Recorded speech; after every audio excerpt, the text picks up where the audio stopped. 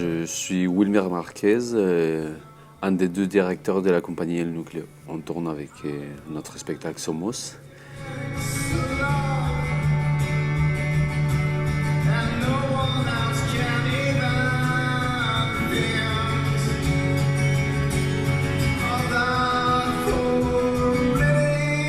La compagnie El Núcleo, on l'a créée avec un collègue. Je suis venu en France avec un collègue pour nous spécialiser dans une technique qui s'appelle le main à main, ou portée acrobatique. Et on est venu en France en 2008, on a fait 3 années d'école, mais avant ça, on travaillait déjà en Colombie à deux. Et après l'école, on a voulu créer notre premier spectacle, et donc on a dû créer notre compagnie pour ce premier spectacle. Il s'appelait Quien Soy, en français ça veut dire qui suis-je, et c'est qui suis-je moi par rapport à l'autre. Et donc c'était une lecture du monde des soi en face à notre soi. Donc c'est une lecture du monde aussi et une mission parallèle entre la France et la Colombie, parce qu'on avait fait 8 ans de cirque autodidacte en Colombie, parce qu'il n'y a pas d'école de cirque professionnelle. Et puis 3 années d'école plutôt cadrée dans un réseau complètement différent. Donc on voulait mettre tout ça sur la table et voir qu'est-ce qu'on pouvait faire. Et en plus, c'était vraiment des questions qu'on avait très très fortes en tête à ce moment-là. Les deux langues, les deux histoires différentes. 1 an après ou 2 ans après, il y a mon collègue qui a créé un solo qui s'appelle Inquiétude, qui parle un peu de la même chose, d'une espèce de quête d'identité, mais cette fois-ci, vue de la personne seule et son regard sur le monde. Et puis Somos vient un peu fermer ces 3 spectacles sur cette quête d'identité. Mais cette fois-ci, c'est le groupe qui prend vraiment la main. En fait, il y a, après notre départ de la Colombie pour faire des écoles de cirque, il y a 3 autres collègues qui nous ont suivis. C'est des gens qu'on connaît depuis très très longtemps, depuis toujours presque.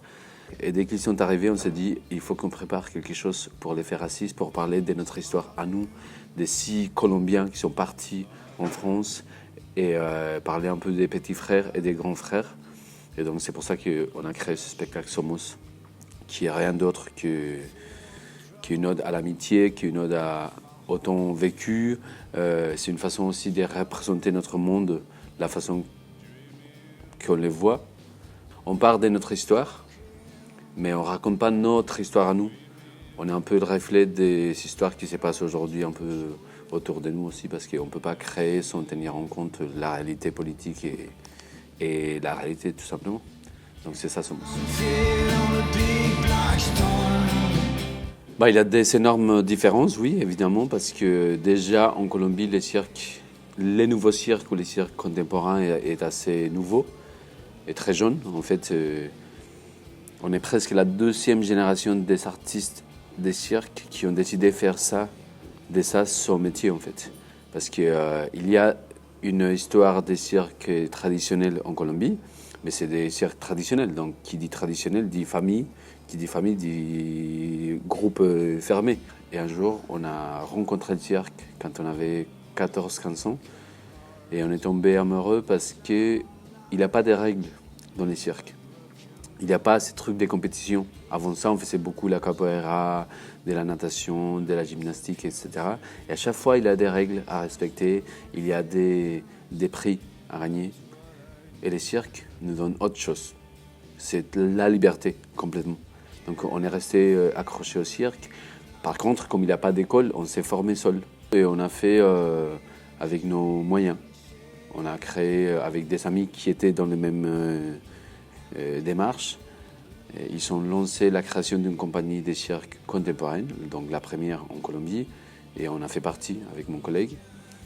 Et puis après, il y a eu un moment où on avait vraiment envie de pousser ça plus loin, et on savait qu'en France, l'histoire est un peu plus longue.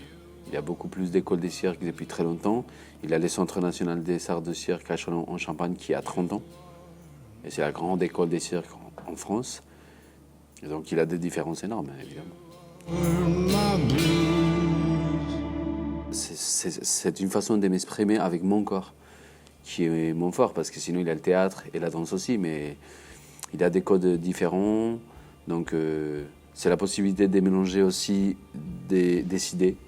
On n'est pas fermé à des registres. Donc si dans ma tête j'ai une idée de faire de l'acrobatie mais avec une structure différente ou avec un texte, je peux le faire parce que ça fait partie du cercle contemporain. Donc c'est une nouvelle façon de mélanger les choses et de s'exprimer. Moi, je veux juste partager mon point de vue sur les choses.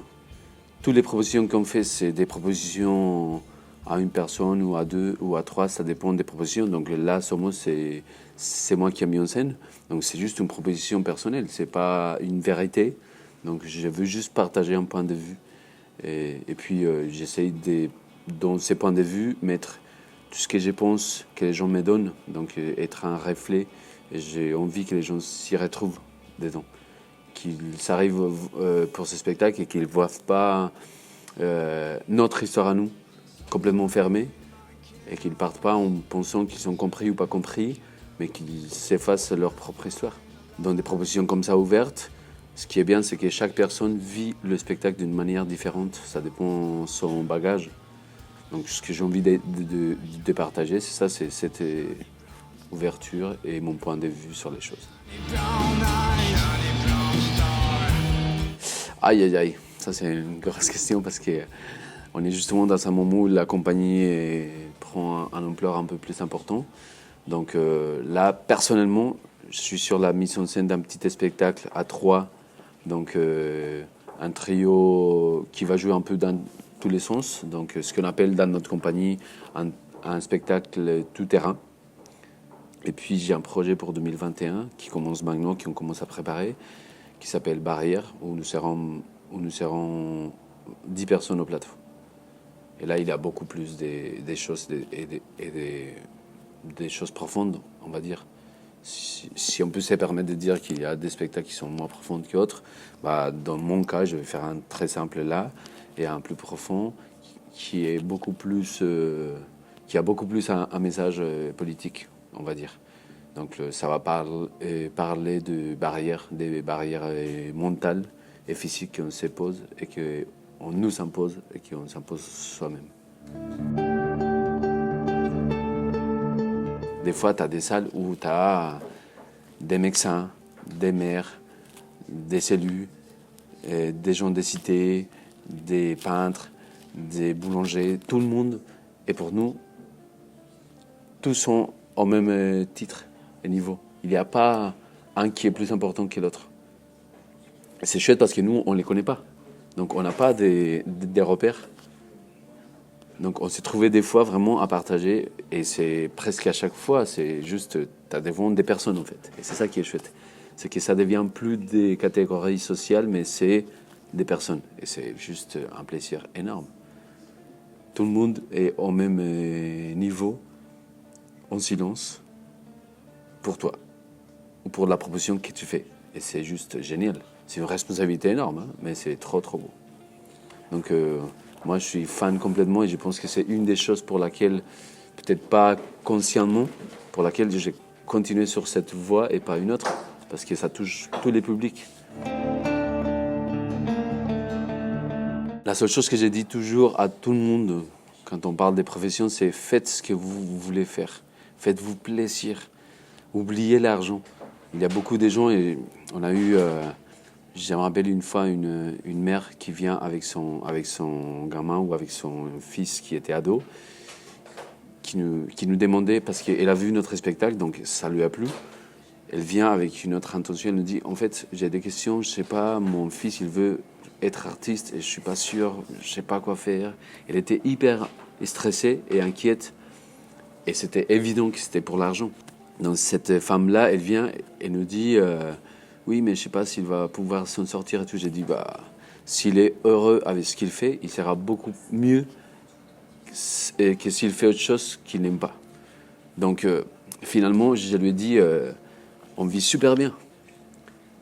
Mais c'est pas ça qui compte. Je suis né dans un pays et ma destinée était bien autre qu'être ici, aujourd'hui en France.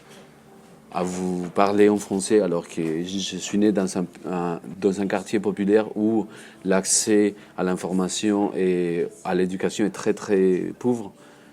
Donc dans ma destinée qui m'a été tracée, j'avais pas le droit d'apprendre une langue, de voyager, de sortir de mon pays et pourtant je suis là.